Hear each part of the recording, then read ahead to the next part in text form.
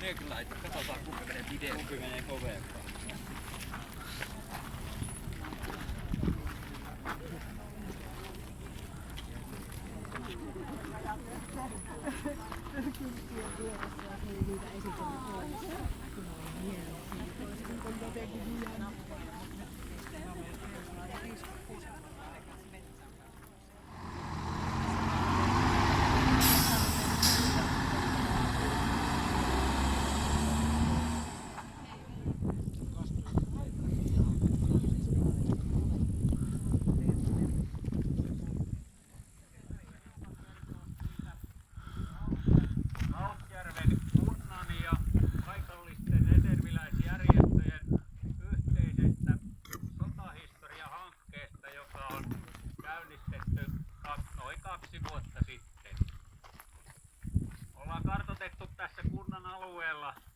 Sotahistoriaan liittyviä paikkoja ja saatu niitä aika merkittävästi kerättyä ja niitä on tarkoitus vielä tämän kesän ja syksyn aikana kunnostaa ja merkitä opastetauluilla ja kaikkien teidän nyt sitten tästä eteenpäin kannattaa seurata kunnan kotisivuja, josta aiheesta ihan lähiaikoina niin tulee lisää tietoa.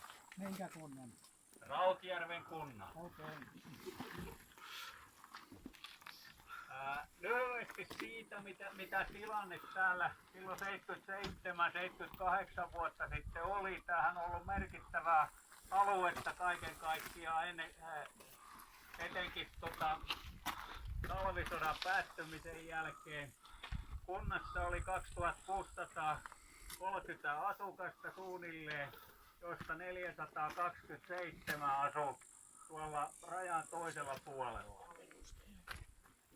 Ja niin kuin jokainen meistä muistaa ja tietää, niin se sotahan siinä vaiheessa päättyi huonosti. Raja siirtyi aikaisemmasta rajasta tänne kymmeniä kilometriä ja nämä evakuointitoimenpiteet sitten niin rajan tuolta puolelta oli merkittäviä.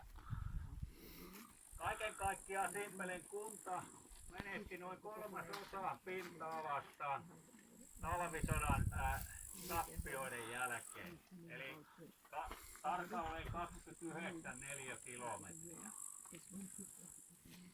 Ja valmistautuminen siitä sitten niin kuin seuraaviin vaiheisiin oli hyvinkin vaikeaa ja väestölle haastavaa, niin kuin jokainen voi kuvitella.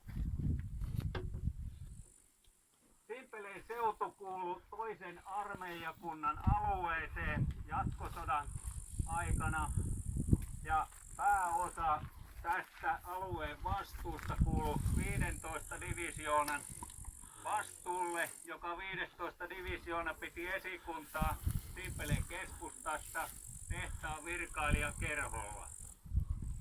Ja divisioonan komentajana oli eversti Hersalo. Rautjärven kunnan eteläosassa oli 18 divisioona eversti Pajarin aluetta ja Parikkalan puolella toinen divisioona, joka oli eversti Flikin komennossa. Kaiken kaikkiaan tämä toinen armeijakunta oli asettunut silloin 41 keväällä puolustusasemiin Joutsenon ja Parikkalan väliselle alueelle. Leveydeltään oli 105 kilometriä. Ja tämä Välisalon tie tässä ja 4-5 kilometrin päässä rajan tuolla puolella oleva Änkilän Salo oli painopistealuetta ajatellen 41 käynnistynyttä hyökkäystä heinäkuussa. Tavoitehan Suomen armeijalla oli vallata alue, joka talvisodassa menetettiin, niin takas ja liittää se Suomeen. Kaikki meni oikein hyvin alkuun, niin kuin hyvin muistetaan ja tiedetään.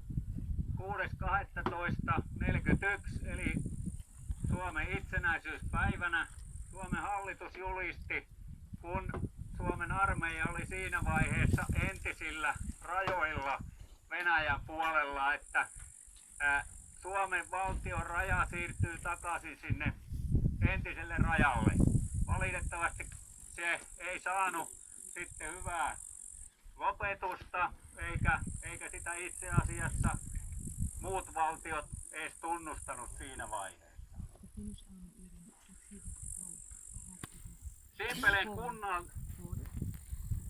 väestöstä jatkosotaan osallistui noin 320 henkilöä, miestä, joista valitettavasti 65 jäi matkalle. Tämä 15 divisioona, joka sodan ajan vahvuutena oli noin 16 400 miestä, menetti siinä ensimmäisessä vaiheessa jo 440 miestä. Eli tappiot oli valtavat hyökkäysvaiheessa. Se toinen suuri tappiovaihe, mikä tähän jatkosotaan nimenomaan liittyi, niin oli sitten se loppuvaihe 44 Venäjän vastahyökkäys. Sotahan päättyi 19.9.44 ja raja siirtyi takaisin tähän nykyiselle paikalle, joka itse asiassa ei silloin välirauhan aikana, Moskovan välirauhan aikana vielä saanut lopullista vahvistusta, mutta vahvistettiin sitten vuonna 1946 Pariisin rauhansopimuksella. Eli tämä lyhyesti tästä tilanteesta, mikä täällä alueella on ollut. Sotajoukkoja on ollut Simpeleen seudulla silloin jatkosodan alkuvaiheessa aivan valtava määrä suhteessa siihen väestöön, joka on tietysti vaikuttanut ihan huomattavasti niin kunnan elämään. Simpeleellehän muodostui kaikenlaisia toimintapaikkoja silloin sodan aikana. Simpeleellä oli kenttäsairaala, joka sijaitsi Simpeleen yhteiskoulun, niin sanotun vihreän koulun tiloissa. Haavoittuneiden hoitopiste, joka on nykyisen Simpeleen urheilutalo. Väliaikainen hautausmaa, joka on nykyisen hautausmaan vieressä. Sinne muun muassa haudattiin 103 kaatunutta sotilasta ja niin edespäin.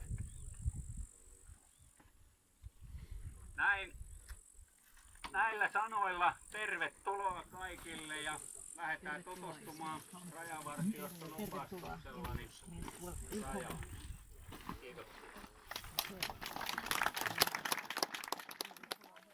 Puissa voi olla semmoisia keltaisia nauhoja, mistä lukee rajavyöhyke. Sitten voi olla tällaisia tauluja, taas semmoisia keltaisia tauluja. Eli rajavyöhykkeellähän ei saa liikkua ilman lupaa. Ja luvan saaminen sinne edellyttää sitten muun muassa voi olla, että jos on maanomistusta tai vierailu rajavyöhykkeellä sijaitsevalla kiinteistöllä tai vastaavia, että ihan kuka vaan sinne ei pääse. Eli jos haluaa hakea lupaa esimerkiksi marjastukseen tai tällaisiin, niin se ei ole. Siis sillä perusteella ei sitten lupia yleensä myönnetä. On siis metsästyksiä tällaiseen, mutta niitä on mutta ei tällaisia ihan perus tämmöisiä, että haluan käydä siellä mustikassa, niin sellaisia ei kannata sitten lähteä vyöhykelupaa hakemaan. Ja tosiaan tälleen se on merkattu tuonne maastoon. Sijoittaa näkyy niitä keltaisia nauhoja ja niin edelleen. Mutta tästä nyt lähdetään kävelemään sitten, eli tuolla on Tiihosen Antti ottaa teidät vastaan. Tuolla hän kävelee siellä keulilla ja minä kävelen sitten viimeisena. Ja tässä tosiaan, jos rupeaa oikeasti tuntumaan tuossa vähän nousua, että nyt ei jaksa loppuun asti, niin sitten ilmoitus joko minulle päästä tuonne keulaan. Niin evakuoidaan sitten tuossa puolesta välissä. Ei kun hyvää kävelyä vaan kaikille.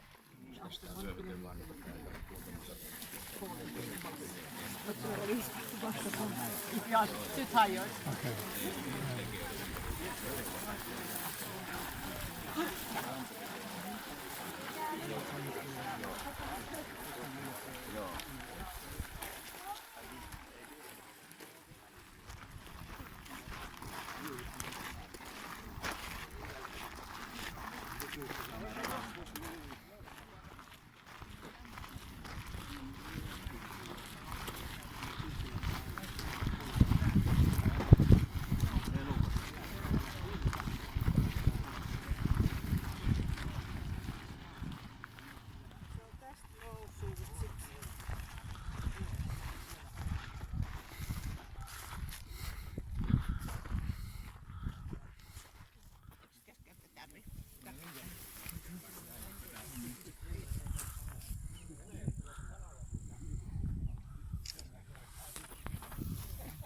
I'd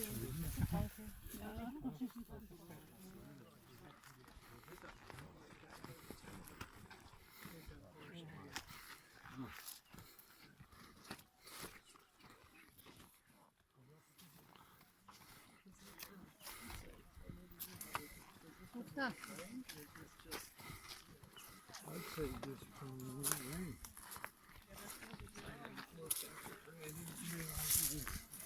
I saw it the other day. Yesterday. It was up in morning.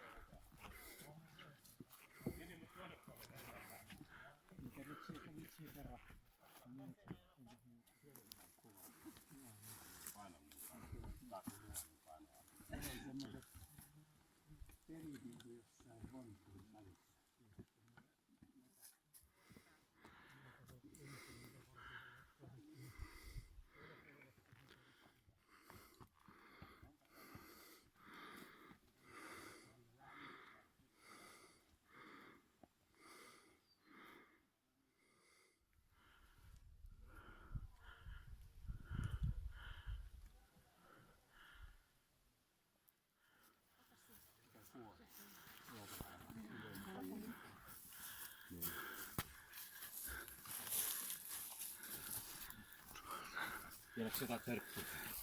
Joo, palautuu tuossa. Mitä jatkaa olut?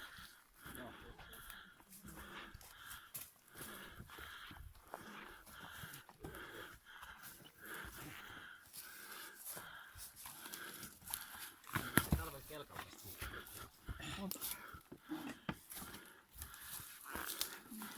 Ei tässä ole kyllä päivittää tänne. Ei ne varmaan. Onkohan ne turvallisia? En tiedä. Ei mono pitkä.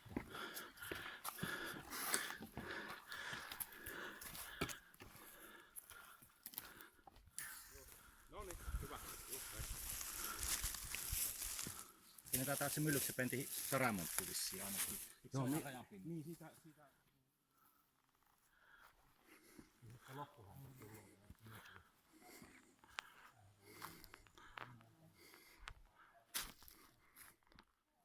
Missä se menee? Tuolla ei mene. Hyvä.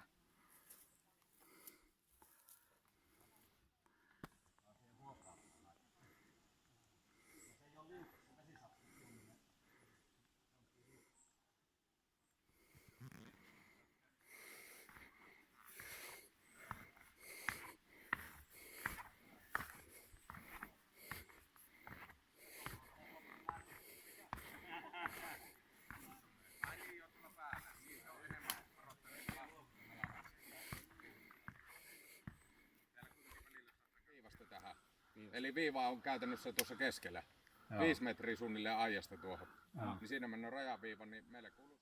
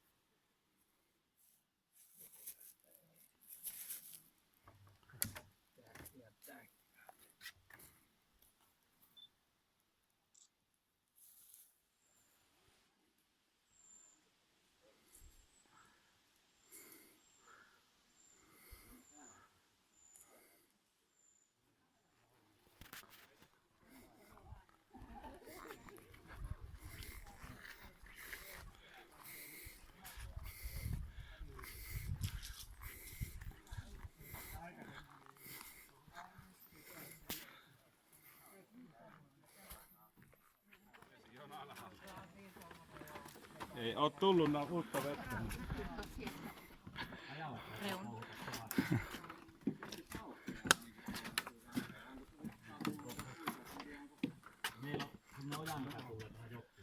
Vähän se heiluu niin kuin pienessä.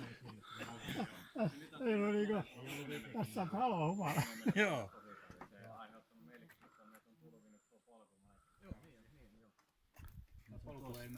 Ei mä lähtee tosta toi pieni, sitä myöten sinne osa lähtee. Tätä voi. Tossa on muuten ampiaista. Sillä on tossa.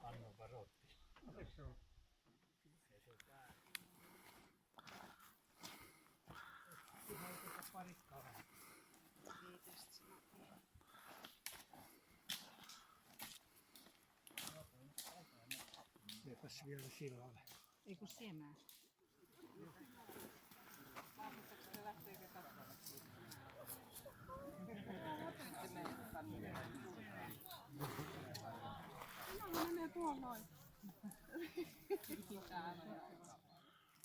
Tervetuloa 100-vuotelle perustettuun puupuistoon.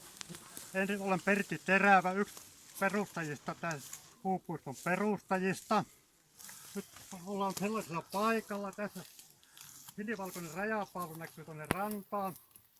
Nyt kertoo valtakunnan raja.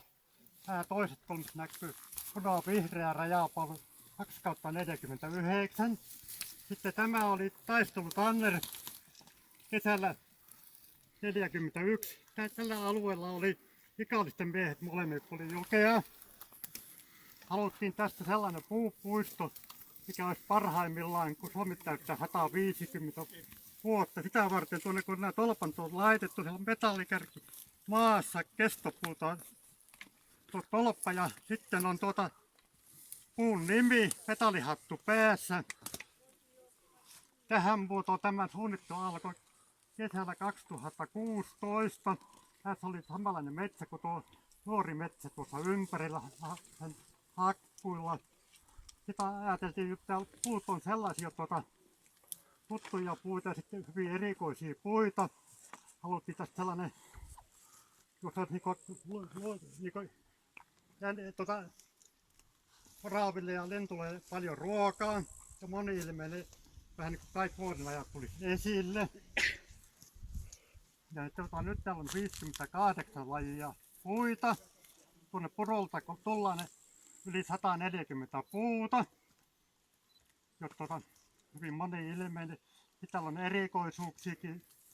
Esimerkiksi sellainen, kun tuo kuoleman puu, muistomerkki Simpele Änkilä on taistelijoille.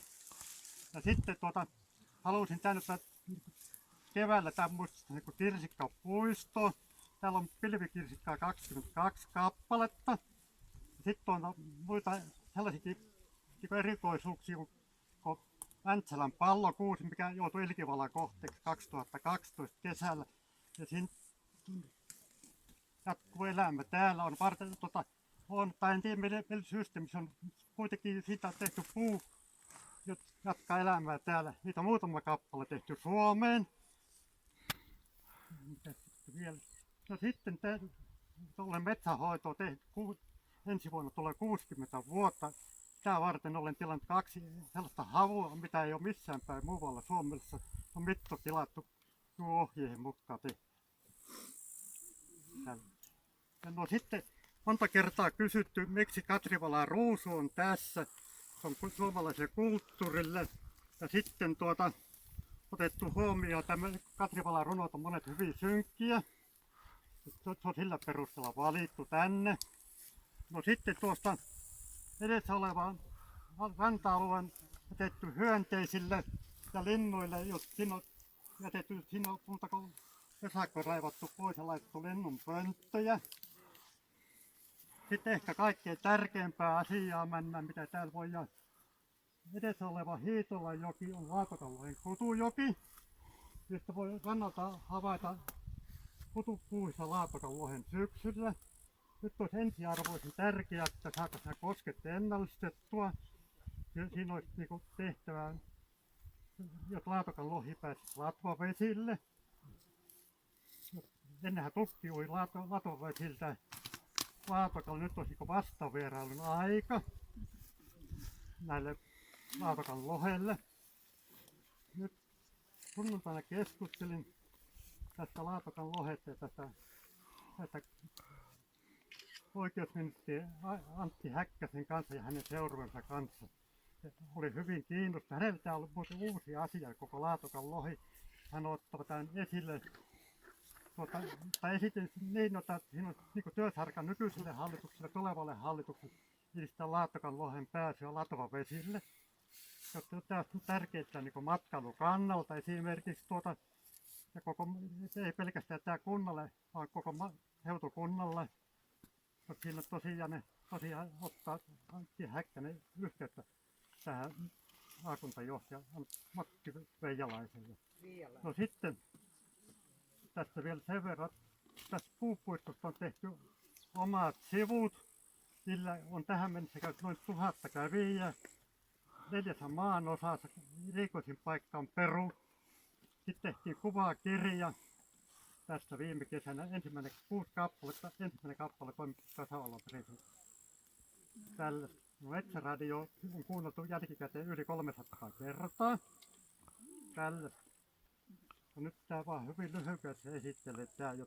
Sitten muista vielä sen verran.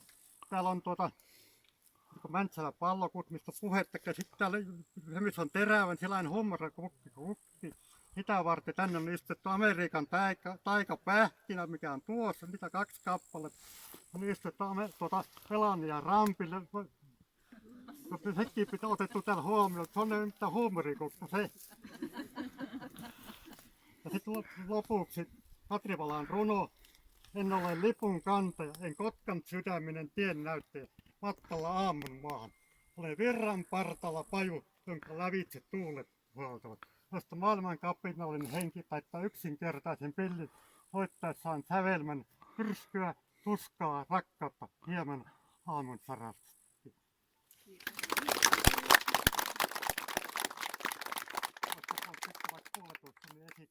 Tähän sopivasti tälle lyykkäsen.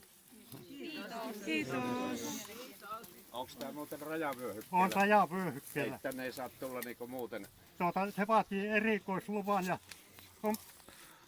kolmikannan päällikkö on todennut näin, että yksittäisille matkalle ei myönnetä lupaa, mutta ryhmille myönnetään lupaa. Se pitää olla vastuuhenkilö, mikä huolehtii niin lupaa asioista hyvissä ajoin. Tälle. Joo. Ja olla sitten tekemistä meidän kanssa, jotta ei ylipäätään kukkaa. Sitten annetaan ohjeita, miten täällä liikutaan. 5 eurosen. En. Löysin maasta 5 eurosen. Ei se minun ole ainakaan. No, kenen on ne tullut omistamaan 5 eurosen?